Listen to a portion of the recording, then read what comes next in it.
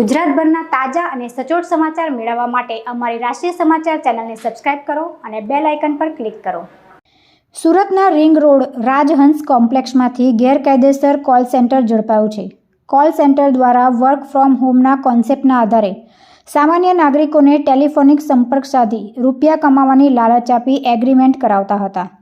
તેમની વિરુદ્ધમાં ખોટી રીતે કેસ કરવાનો ભય બતાવી માતબર રકમ બેંકમાં ઓનલાઈન ટ્રાન્ઝેક્શન કરાવી બળજબરીથી રૂપિયા કઢાવી લેતી ગેંગનો પર્દાફાશ કરી ગેરકાયદેસર કોલ સેન્ટર ઝડપી પાડ્યું છે, જેમાં કોમ્પ્યુટર ડેસ્કટોપ 7, મોબાઈલ ફોન 15 અને ઇલેક્ટ્રોનિક સાધન સામગ્રીઓ મળી 3.39 લાખની મત્તા કબજે કરવામાં આવી છે।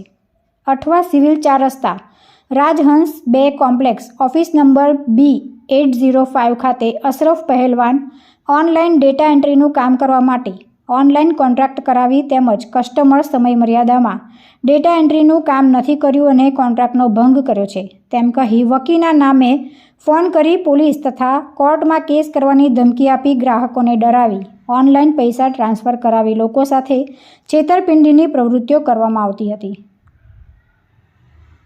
તુલસી શર્મા સાથે રાષ્ટ્રીય સમાચાર સુરત।